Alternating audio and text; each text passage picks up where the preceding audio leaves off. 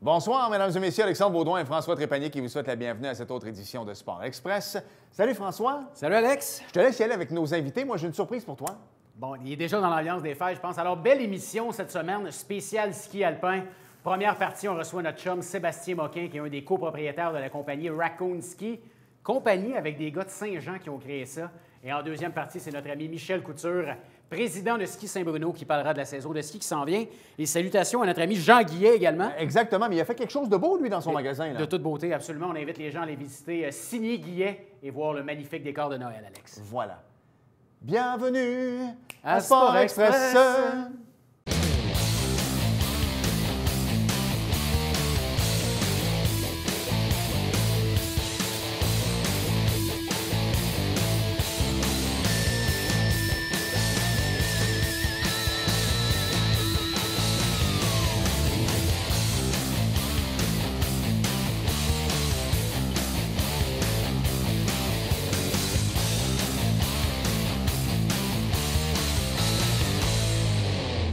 François, écoute, c'est sûr que pour plusieurs, on va serrer des bâtons de golf au cours des... Bon, en fait, on les a serrés, je vais t'avouer honnêtement. Oui, c'est fait.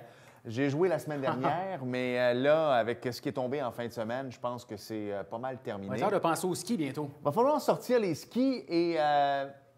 écoute, je sais pas, puis j'ai hâte de savoir pour lui comment ça va, mais je sais que le sport de plein air, depuis le début de la COVID, on peut dire s'il y a quelque chose de positif, c'est bien ça.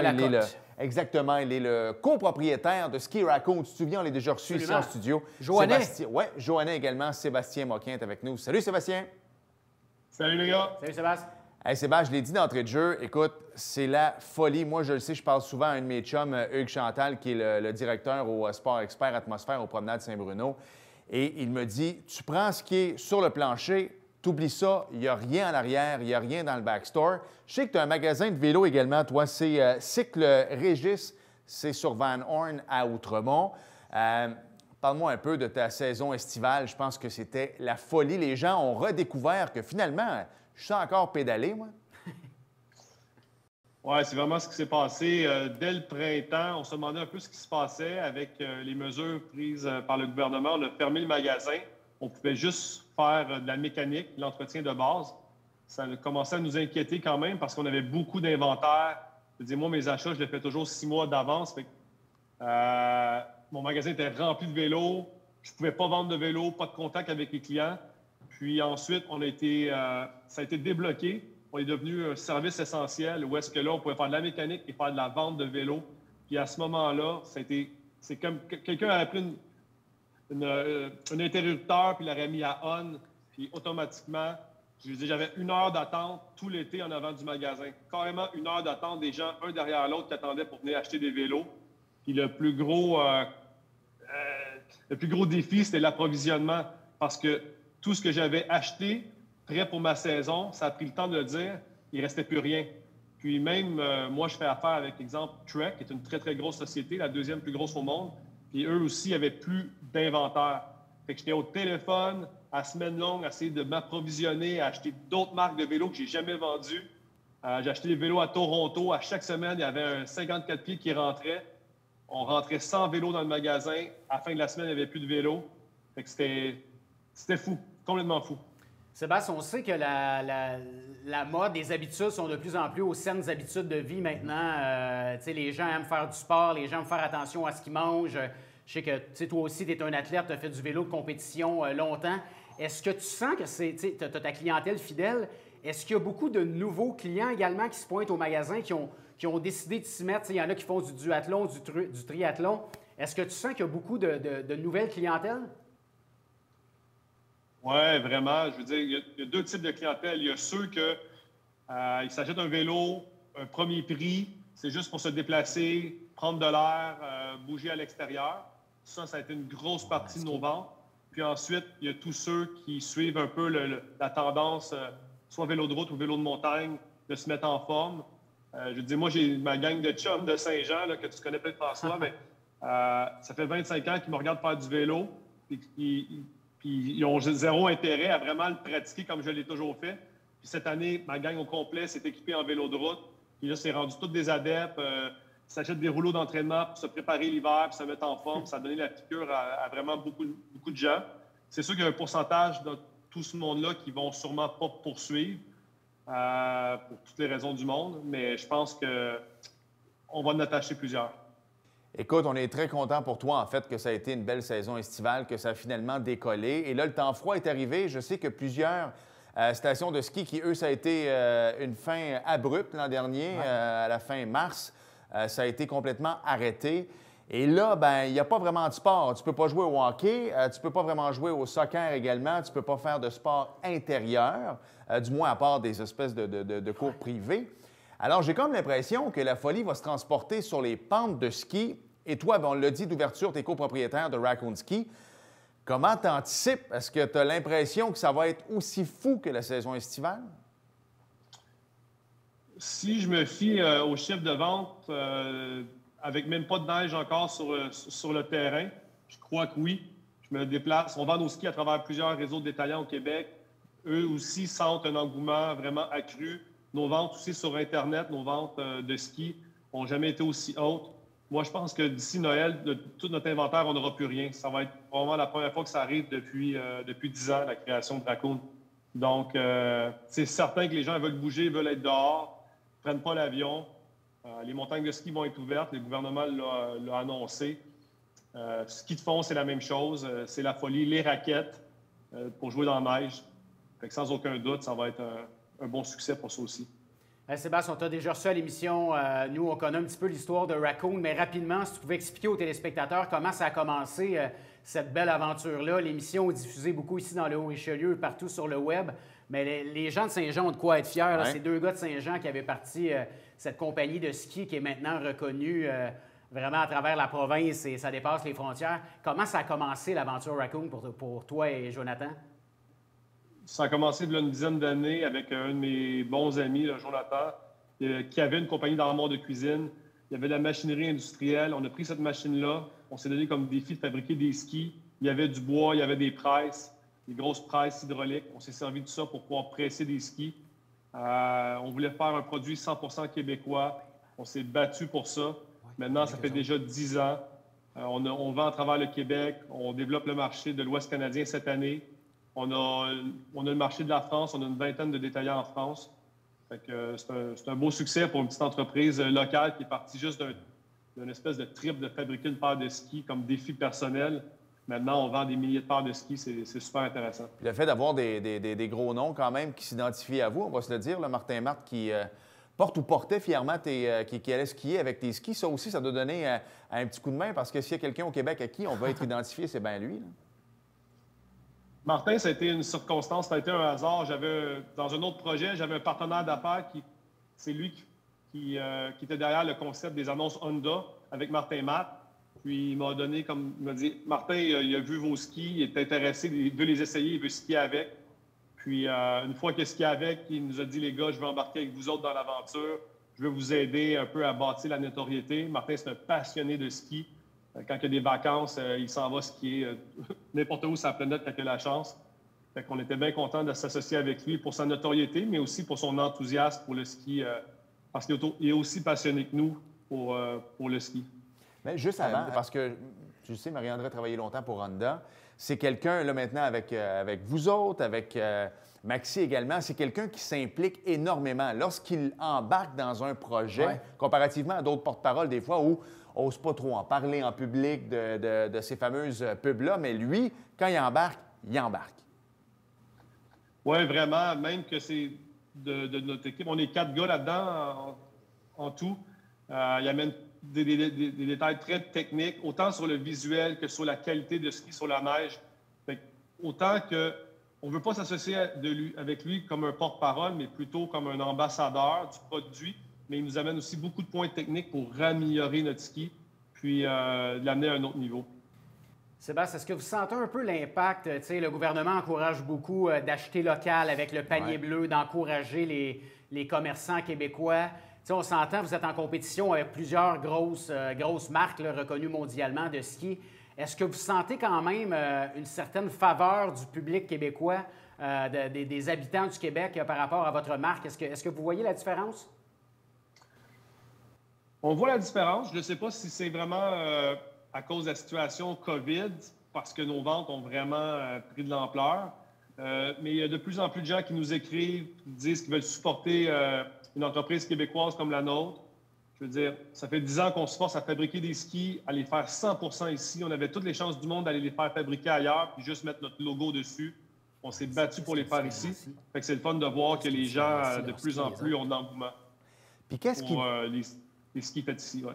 Mais qu'est-ce qui différencie justement tes skis? Parce qu'on va se le dire, là, quand tu arrives devant un rayon, il y en a comme plein. Tu essaies de regarder peut-être le look. Moi, je sais que mes filles sont bien look. Là. Ma fille a magasiné un skateboard cet été, puis honnêtement, c'était vraiment... Le look avant tout? Oui, c'est ça, exactement. Puis je sais que vous, vos skis sont beaux, mais qu'est-ce qui les différencie? On utilise de l'érable du Québec pour fabriquer nos skis, qui est un bois très dense, sans impureté, pas de nœuds, humidité contrôlée, parce que c'est avec ce bois-là que mon collègue fabrique des armoires de cuisine. Fait qu'il ne peut pas avoir du bois de mauvaise qualité. Je veux dire, on a engagé une sommité dans l'industrie du ski pour venir nous aider au développement de nos skis. Quand il a vu le bois qu'on utilisait, il a dit « Les gars, vous êtes complètement fous. Il n'y a personne dans l'industrie qui prend du bois comme ça pour faire des skis. » Puis Jonathan a juste aimé entendre ça. Fait qu'il a dit « Regarde, nous, on en a du bois comme ça pour faire les armoires, bien, on va les mettre dans nos skis. » Fait que ça donne une bonne répétabilité aux skis, c'est-à-dire qu'à la fin de l'année, les skis sont pas mous, il y a encore beaucoup de vivacité dans le ski. Puis ça nous démarque. Honnêtement, on s'est associé aussi à Arbre Canada. Okay. Donc, pour chaque paire de skis vendus, on plante un arbre au Québec. Wow. Ça, c'est très bien aussi. Les gens, je pense qu'ils apprécient. Je pense que l'érable fait son bout de chemin un peu partout dans le monde. Des bâtons de baseball maintenant, puis, des gars du baseball majeur qui veulent avoir des bâtons fabriqués aussi au Canada. Puis Raccoon qui embarque dans la danse également. Écoute, il ne reste pas beaucoup de temps, il reste à peu près une minute, Sébastien. Il y a toujours un envers du décor. Je sais que ça va très, très bien avec tes vélos. Ça va excessivement bien avec le ski également. Mais tu es dans la microbrasserie, puis on va se le dire, s'il y a bien quelque chose aussi qui a été touché, c'est la restauration. C'est des gars comme toi qui, là, essaient d'embarquer là-dedans. On ne peut pas y aller dans ces fameuses microbrasseries-là. On peut en acheter, oui, mais c'est pas évident. Comment tu vis ça, justement? Parce que tu as mis énormément d'efforts là-dedans aussi. Oui, je suis co-propriétaire d'une entreprise qui s'appelle Ciboire, qui est une microbrasserie sur Saint-Laurent, à Montréal. 170 personnes, donc c'est une place... il y a beaucoup de gens qui peuvent s'asseoir. Puis juste avant la COVID, ça fait 2 ans déjà que c'est ouvert. C'est une place qui fait 7 jours semaine, à côté, avec beaucoup de clientèle. Et maintenant, bien, tristement, comme plusieurs autres restaurateurs et microbrasseries, on est fermé. Donc, c'est très difficile. Les subventions, bien, on fait ce qu'on peut avec, mais le coût locatif, ainsi de suite, mettre la mise à pied d'autant d'employés, ça fait de la peine aussi.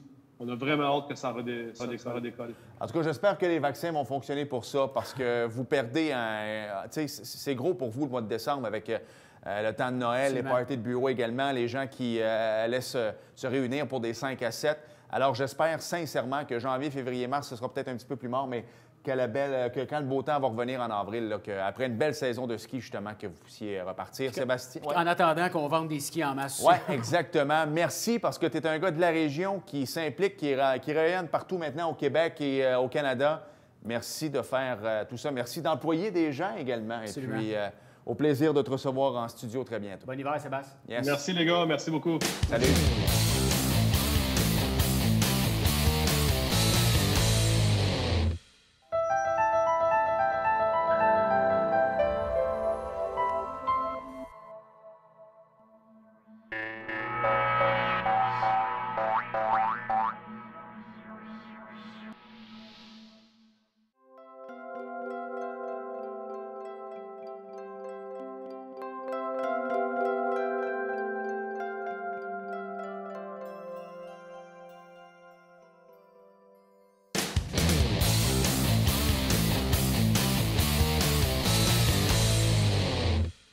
François, je pense à tous les matins, moi, devant Ski Saint-Bruno.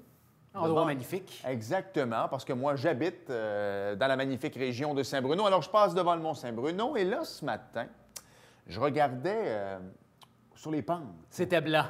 Et c'était blanc parce que notre prochain invité va pouvoir nous en dire davantage, mais on a commencé à lancer de la neige, mon cher. Ouais. Michel Couture, le propriétaire, président de Ski Saint-Bruno, est avec nous. Salut, Michel. Salut, Michel. Comment ça va?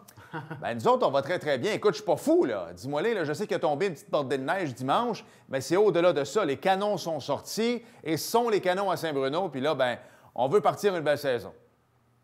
Écoute, ça va être la seule zone blanche dans la zone rouge. C'est bon, ça. C'est bon, j'aime ça. Exactement, oui, parce que dans le fond, là, toi, tu as une date bien précise en tête, puis ça s'en vient, c'est vendredi le 4 décembre prochain.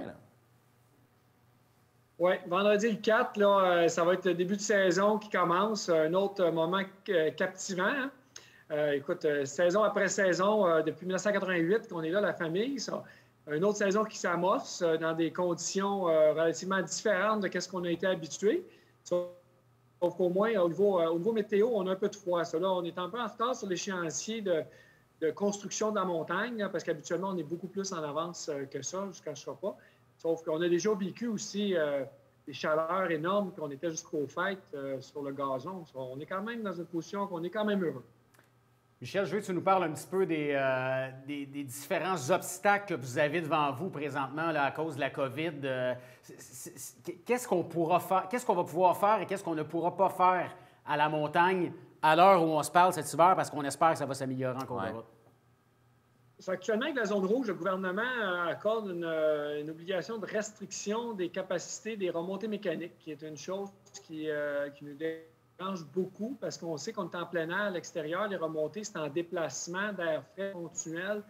Il n'y a pas vraiment de préoccupation pour nous à avoir. Actuellement, qu'est-ce qui se produit? Ils veulent absolument limiter ça à une personne par remontée ou une famille, un groupe de la même adresse pourrait prendre la remontée.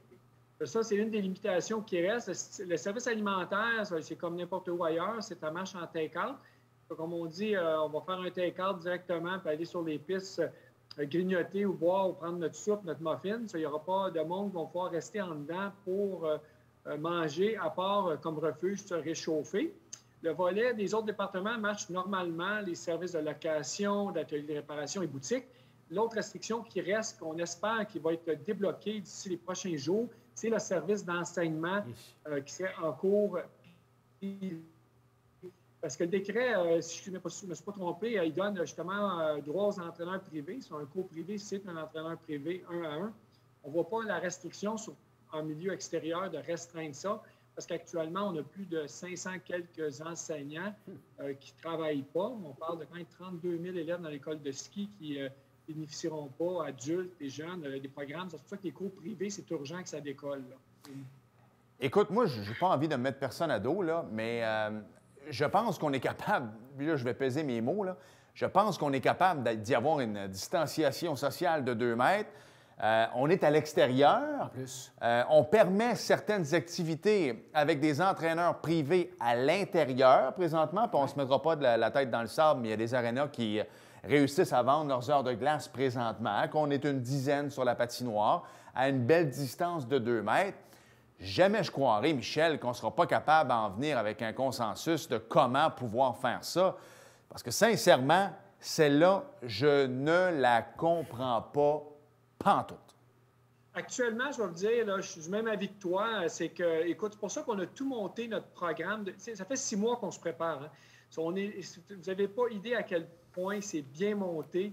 La méthodologie d'inscription en ligne, l'arrivée sur le site. Écoutez, on a une structure d'accueil dès l'arrivée des stationnements, la distanciation, la mécanique, comment ça marche, des chapiteaux pour justement t'accueillir un peu partout sur le site pour au moins t'habiller quand tu arrives. C'est ski in, ski out, tu mets tes bottes, on a fait des endroits avec des infrarouges. Et comme on dit, c'est les enseignements. Nous autres, on a déjà monté notre programme pour donner des quantités de cours privés énormes avec nos enseignants. Tout a été monté, les salles d'accueil pour ces enseignants-là, les travailleurs qui doivent rentrer, avoir leur îlot personnalisé. Les clients restent à l'extérieur. Puis en effet, c'est l'air libre, déplacement d'air, ça ne fait aucun sens que le programme n'ait pas lieu. Ça. Moi, je parle dans l'optique, on va en donner, je suis archi convaincu, parce qu'avec les argumentaires que tu viens d'apporter ou la logique humaine qui est autour de ça, ça presse qu'on donne des programmes parce que 2 choses, une question de sécurité et de bien-être. Hein. Parce que si on ne donne pas de programme, on va avoir des gens, malheureusement, qui vont peut-être plonger en montagne là, pour aller prendre avec son ami et dire hey, viens donc me montrer comment skier. Ça, c'est la pire affaire qu'on ne veut pas avoir sur une station de ski parce que quelqu'un qui vit une mauvaise expérience peut être un évangéliste anti-skieur. S'il vit une mauvaise expérience, il va se promener dans la population pour dire aux gens que le ski est dangereux quand ça ne l'est pas. Actuellement, c'est pour ça qu'on est très enthousiaste, que les cours se donnent pour qu'on puisse faire progresser les gens en sécurité, qu'ils puissent développer leurs talents, leurs habilités pour profiter de l'hiver. Michel, on ne se le cachera pas, il n'y a rien de plus agréable que de suivre une leçon de ski avec un moniteur physiquement pour bien apprendre. Mais quelque chose qui fait votre renommée à Ski Saint-Bruno depuis quelques années, puis je veux que tu nous expliques qu'est-ce que c'est le fameux parcours Ski-Go qui va permettre aux gens d'apprendre le ski sans moniteur, si tu nous en dis un peu plus. Écoute, ça tombait, c'est drôle, on n'avait pas prévu le COVID il y a quelques années. Ça rentre exactement dans si vous voulez, dans une méthodologie d'enseignement accélérée, un peu les principes, l'anglophone, en anglais, on va dire « learn it yourself » sur YouTube, l'apprendre toi-même. C'est exactement ça, c'est que c'est tout un programme par étape, on appelle le Ski-Go, qui marche, qui se promène sur l'étape 1 d'un tapis, après ça s'envoie à un autre tapis qui a un degré plus difficile, un autre tapis qui a un degré plus difficile, pour faire en sorte que les gens ne montent pas en montagne trop rapidement tant qu'ils n'ont pas acquis les bases de s'arrêter, tourner et tout. Puis tous ces modules-là sont montés avec des structures d'affichage d'information et des guides qui sont à l'intérieur. En fin de compte, c'est comme avoir des leçons gratuites, si vous voulez, d'apprendre à évoluer par soi-même. C'est sûr que l'enseignant, c'est un mode TGV, plus rapide, plus intense, plus performant. Par contre, sans dépenser un sou de plus, c'est inclus dans le forfait, c'est gratuit, tu as tout le processus du parcours qu'on appelle, nous autres, du débutant, pour développer tes talents. Ça, c'est bon pour les multilangues, multi-ethnies, les enfants, les adultes. Ça a été vraiment très bien outillé. On en est très fiers de ce programme-là. Puis c'est accessible dès le jour 1 qu'on rouvre. J'imagine qu'on va revenir au ski dans 30 secondes. Comme je te dis, moi, je passe devant la montagne régulièrement. J'imagine que tu as pu faire un peu l'expérience avec les remonts de pente, toi, au niveau des couleurs. Comment ça s'est passé? Je pense que tu es capable de montrer au gouvernement que, moi, je les voyais, les files d'attente pour rentrer chez vous pendant le Festival des couleurs. Puis, aux dernières nouvelles, il n'y a pas eu d'éclosion là, puis ça s'est très, très bien passé. Non, ça va très, très bien. Écoute, tous les systèmes de lignes d'attente ont été modifiés avec des lignes fantômes entre chaque ligne, une ligne fantôme de 2 mètres. Tout a été bâti. Je vous le dis, on travaille depuis 6 mois à investir, à réfléchir. On a une association du ski qui est très importante aux stations de ski du Québec. On a déjà tout en place, les stratégies pour que ça fonctionne de façon très facile, intuitive et sécuritaire. Il n'y a aucune raison. Les lignes d'attente, vous l'avez dit, l'automne, ça a passé, excusez-moi, comme dans le beurre. Ça a été super facile. Puis, on a des gens partout sur le territoire qui assistent, guident, surveillent, et aussi intervient que si jamais il y avait des comportements que nous, on dit antisportifs et social, on a tout un processus d'intervention pour le bien-être et la sécurité des gens. Disons qu'on ne laissera pas place aux délinquants sur le site du Mont-Saint-Bruno. Bien, tu sais, là, tu me rouvres une porte, moi, je vais rentrer dedans. Moi, mes filles, j'en ai une plus jeune qui joue au hockey. Ma plus vieille joue au hockey élite également. Je suis dans le 3A. Fait que je vais t'avouer que j'aimerais ça, moi, aller à Ski Saint-Bruno plus souvent. C'est difficile. Nous, on est dans les arénas. Il n'y en a pas cette année. J'ai beau louer des heures de glace en privé ici et là, mais il n'y aura pas grand-chose qui va se passer cette année, on s'entend là-dessus. Ma fille, là, Michel, ça fait longtemps qu'elle me crie dans les oreilles qu'elle veut faire du ski. Alors moi, j'espère sincèrement, puis c'est pas une question, c'est une affirmation. Moi, je me dis, puis c'est pareil au bureau présentement, on a fait quelques changements. Puis on se dit, tout le monde, soyons prêts pour 2021, OK? Ouais. L'année est finie de toute façon. Là, on ne peut pas avoir les chiffres qu'on avait dit en début d'année et tout ça. Alors, sortons un nouveau programme. Je veux que tout le monde soit sur la même longueur d'onde. Puis à partir de peut-être février-mars, soyons prêts, puis on va avoir une année 2021 extraordinaire. Bien, moi, c'est la même chose pour ma fille. Je me dis, si tu as à apprendre le ski, là, bien, c'est cette année. Parce qu'on ne peut pas le faire en gang, le ski, là. Ouais. Fait que, allons à la montagne, soyons patients, avec un coach privé, parce que Ski Saint-Bruno, ça fait sa renommée depuis des années. Je ne sais pas si tu connais Yannick Méganis, moi, c'est mon chum d'enfance, puis il a enseigné chez vous longtemps.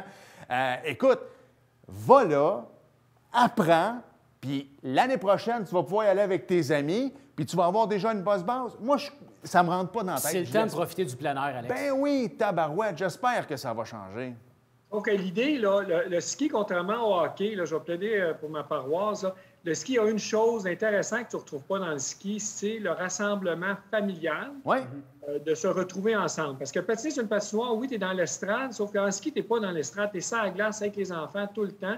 Puis s'ils veulent des niveaux plus difficiles, tu peux prendre une piste différente, tu te retrouves en barre remontée. C'est un rassemblement, c'est ça qu'on entend parler du ski qui est le fun, c'est que les temps de famille, la pauvreté de temps, malheureusement, des gens aujourd'hui dans la société, le temps du ski, souvent, renoue les opportunités familiales avec les enfants. Ces enfants, là, ils aiment ça que les parents les regardent faire. Je te dis, c'est important. Ouais.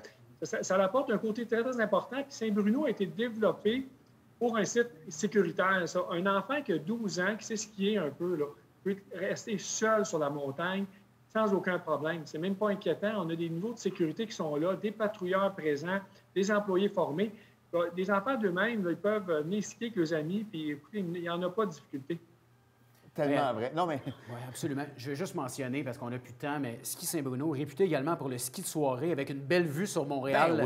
C'est de toute beauté. Et pour les gens de Montréal qui nous écoutent, là, prenez la voiture, c'est 15 minutes. Puis même ceux qui n'ont pas de voiture, il y a le ski-bus que vous allez arriver à Longueuil en autobus. Et ça vous mène à Ski Saint-Bruno. Alors, il n'y a aucune raison de ne pas y aller cet hiver. Hey, excuse-moi, tu as apporté un point important. Exceptionnellement, je mets au jour, le skibus ne fonctionnera pas cet hiver à cause du COVID transport. Ça, c'est un petit détail. Là, on l'avait toujours eu. Sauf que vous comprendrez qu'il y a les restrictions et tout. Puis c'est un service qu'il faut qu'il roule avec suffisamment de monde pour être rentable. C'est une année exceptionnelle. Le skibus n'a pas lieu. Sauf, comme tu as si bien dit, 15-20 minutes. Absolument. Puis la forfaitisation est importante. Là, qu'est-ce qu'il faut être vigilant, les gens, c'est de comprendre que les samedis, dimanches, ça marche sous réservation. Ne pensez pas de vous présenter sans aller sur le site web puis vous réserver, puis réservez-vous d'avance parce que tant que le gouvernement ne va pas relâcher la capacité qu'on peut se faire monter plus de gens en montagne, parce qu'actuellement, on a juste 25 de capacité. Là. Ça veut dire qu'il y a 75 de monde qui ne peuvent pas venir. Ça veut dire qu'il va rester de la place en semaine. On sait que la demande va être forte les fins de semaine et tout. Puis, il faut se prendre d'avance. Je vous avise, là, déplacez-vous pas pour venir à Saint-Bruno. Je ne voudrais pas avoir la tristesse de vous annoncer qu'on ne peut pas vous accepter. Michel, nous, on a la tristesse de malheureusement, il faut couper. On se fait faire des signes par l'équipe. Merci d'avoir été avec nous. On n'a plus de temps. Merci, Michel. Bonne saison. Au retour, le mot de la fin. OK. Bye-bye.